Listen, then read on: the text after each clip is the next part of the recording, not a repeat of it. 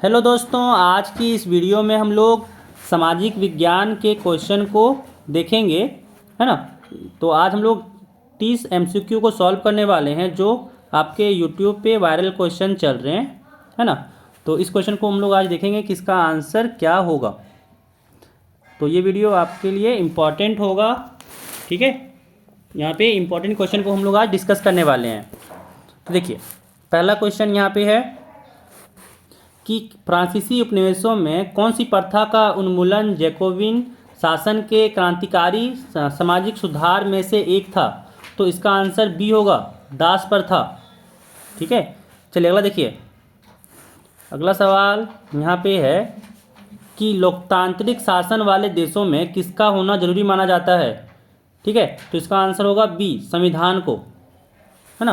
संविधान ही होना जरूरी है लोकतांत्रिक शासन में।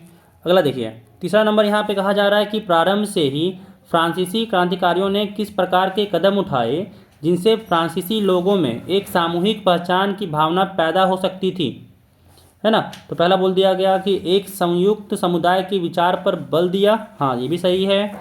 एक नया फ्रांसीसी झंडा तिरंगा चुना गया, है ना, तो ये भी सही होगा।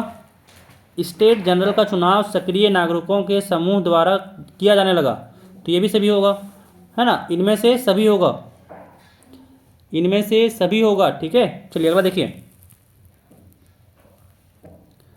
अगला यहाँ पे कहा जा रहा है कि चुनाव के दशक की शुरुआत में एक उग्र गुरिल्ला, ठीक है, 1920 के दशक की शुरुआत में एक उग्र गुरिल्ला आंदोलन गुडेन की पहाड़ियों पर फैल गया। तो गुडेन भारत के किस राज्य में स्थित है। तो इसका आंसर सी होगा आपका, आंध्र प्रदेश, आंध्र प्रदेश, ठीक है। चलिए अगला सवाल देखिए। अगला सवाल यहाँ पे कहा जा रहा है कि फ्रांस की मुद्रा की इकाई लिब्रे को किस वर्ष समाप्त कर दिया गया। तो इसका आपका आंसर हो जाएगा डी नंबर, 1794। अगला देखिए। अगला देखिए, यहाँ पे कहा जा रहा है कि भारत से अफीम का निर्यात कहाँ किया जाता है। तो इसका आंसर होगा बी, चीन, ठीक है। अफीम का निर्यात चीन किया जाता है। अगला सवाल देखिए। कहा जा रहा है कि ब्रेटन वुड्स सम्मेलन में अंतर्राष्ट्रीय मुद्रा कोष की स्थापना किस उद्देश्यों को पूरा करने के लिए किया गया था, ठीक है। तो यहाँ पे पहला ऑप्शन दिया गया है वैश्विक मौद्रिक सहयोग को बढ़ावा देने, तो ये भी होगा। उच्च रोजगार को सतत आर्थिक विकास को बढ़ावा देने, तो ये भी सही है। वित्तीय स्थिरता को सुरक्षित करने, ये भी सही है। तो 7 का यहाँ पे डी हो जाएगा, इनमें से सभी, इनमें से सभी। अगला सवाल कहा जा रहा है फ्रांस में प्रथम विद्रोह कब हुआ था। तो इसका आंसर हो जाएगा डी, जुलाई 1830, जुलाई 1830। चलिए अगला देखिए। कहा जा रहा है गुटेनबर्ग द्वारा मुद्रित पहली पुस्तक कौन सी थी। तो इसका आंसर होगा बी, बाइबल, बाइबल होगा, ठीक है। अगला सवाल देखिए। कहा जा रहा है कि भारत में सबसे पहले प्रिंटिंग प्रेस की स्थापना किसके द्वारा की गई थी।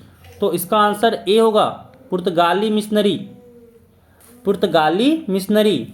अगला सवाल कि निम्न में से कौन दो ज्वलनशील गैसों हाइड्रोजन और ऑक्सीजन का यौगिक है तथा वह ऊर्जा का मुख्य स्रोत बन सकता है। तो देखिए, हाइड्रोजन ऑक्सीजन से जल बनता है, तो यहाँ पे हो जाएगा ऑप्शन जल।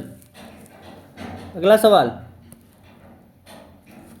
वे संसाधन जो किसी प्रदेश में विद्यमान होते हैं परंतु इनका उपयोग नहीं किया गया है, वे किस प्रकार के संसाधन माने जाते हैं, ठीक है ना।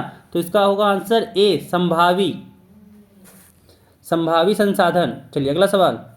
कहा जा रहा है हमारे देश में निम्नलिखित में से कौन सा स्थान शीत मरुस्थल के रूप में जाना जाता है, ठीक है ना। यहाँ इसका आंसर हो जाएगा आपका डी, लद्दाख, शीत मरुस्थल लद्दाख हो जाएगा। अगला सवाल। कहा जा रहा है मानसरोवर झील किस देश में स्थित है। तो इसका आंसर होगा बी, तिब्बत, तिब्बत। अगला सवाल कि निम्न में से किसका मानना था कि बहुउद्देशीय परिणामों के चलते भारत की कृषि और ग्रामीण अर्थव्यवस्था, औद्योगिक और नगरीय अर्थव्यवस्था समन्वित रूप से विकास करेगी? तो इसका आंसर ए होगा, जवाहरलाल नेहरू।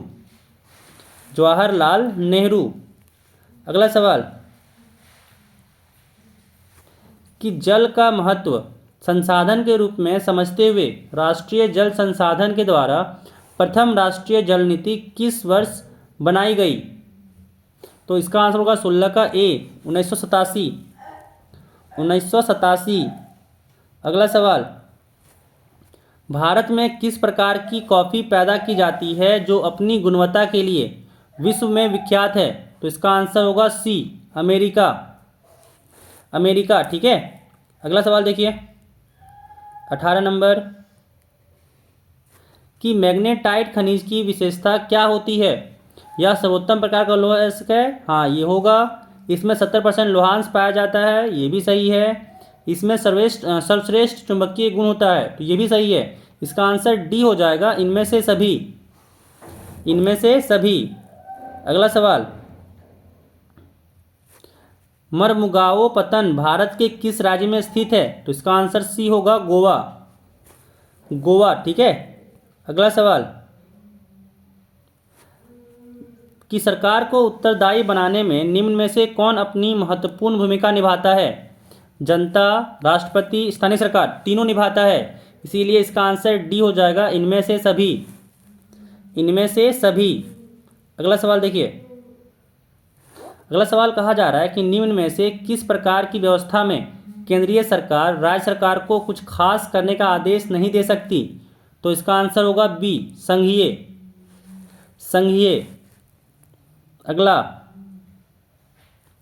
कहा जा रहा है कि फ्रांसीसी सरकार करों में वृद्धि के लिए बाध्य क्यों हो गई थी?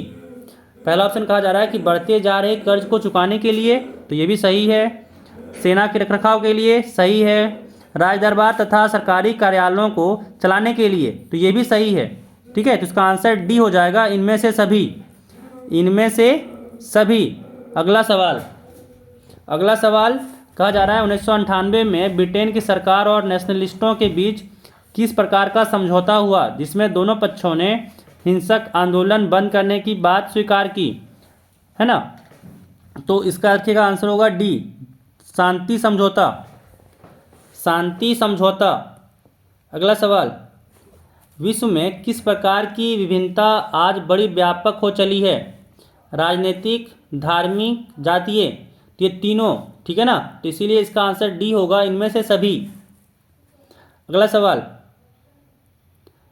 कि स्वर्गीय कांशीराम के नेतृत्व में 1984 में किस पार्टी का गठन हुआ था जो आज एक राष्ट्रीय पार्टी के रूप में जाने जाते हैं?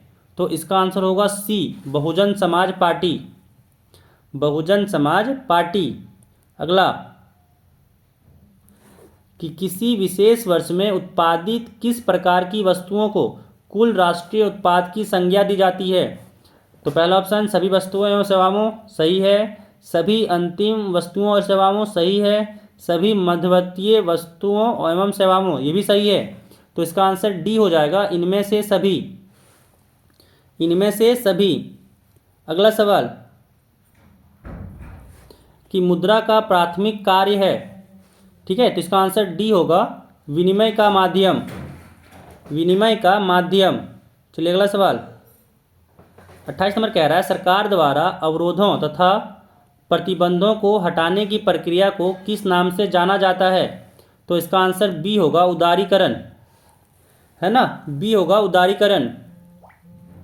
अगला सवाल कि भारत के सकल घरेलू उत्पाद का एक बड़ा भाग कौन सा क्षेत्र प्रदान करता है?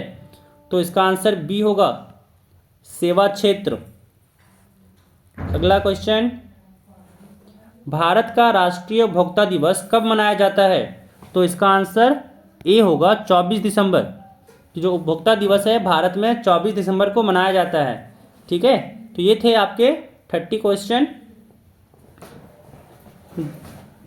तो आपको अगर ये वीडियो पसंद आया होगा तो वीडियो को लाइक कर दीजिएगा एंड चैनल को सब्सक्राइब कर लीजिएगा। ठीक है, तो मिलते हैं फिर नेक्स्ट वीडियो में। Thank you.